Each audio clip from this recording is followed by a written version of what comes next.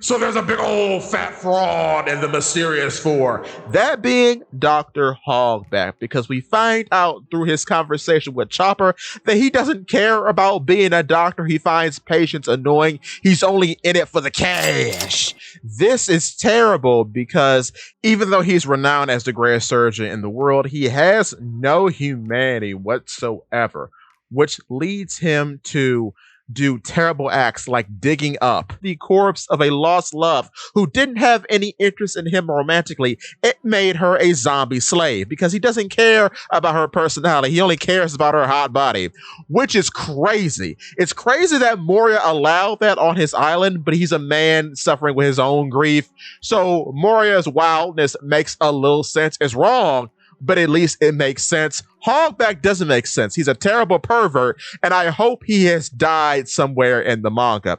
Anyway, though, the reason why he is a fraud and the reason why he gets upstaged nearly immediately is because the arc following Thor Bark is what? Subodhi Archipelago. Who do we meet in Subodhi Archipelago? We meet Trafalgar D. Waterlaw with the powers of the Op fruit. And funny enough, his epithet, his nickname is the Surgeon of Death. So much like Hogback, he too is a surgeon. The Op fruit, way later in the post-time skip, proves to have very similar application to what Hogback is doing and is used for very similar purposes. However, even though Trafalgar, like Hogback, is working under the sort of whims of another, and both of them being weird, pale-faced, purple-haired clowns, one being Moria, the other being Caesar Clown. The difference is that, one, Trafalgar's experiments, his abominations, his animal people, are way more impressive because he's working with living beings,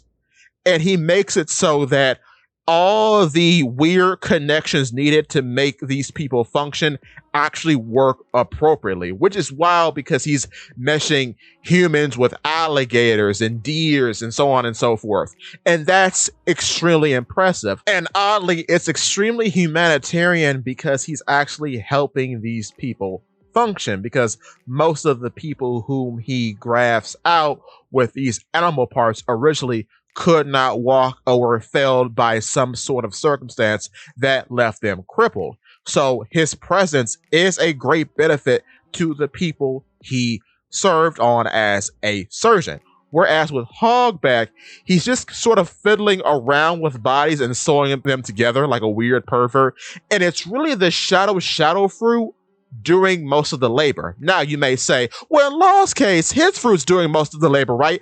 But with his fruit's very rare because his fruit is one of a very small party that actually needs the user to be adept in a particular field in order for the fruit to function at full capacity. So Law is a surgeon, much like Hogback, but I would say Law is a way better surgeon than Hogback because he can operate down to the atom, it seems like, because he worked on Luffy during the escape from Marineford.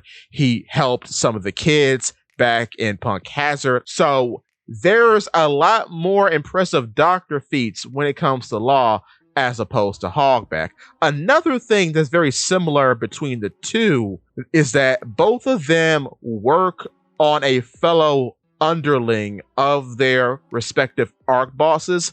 With Hogback, it's Absalom, and with Law, it's Monet. And both of these people were worked on and given animal parts grafted to them simply for glorification. With Absalom, it's a bunch of animals, but the animal he is most recognized being associated with is the lion. And of course, with Monet, Law makes her into a harpy, giving her bird talons and bird wings and a bird tail.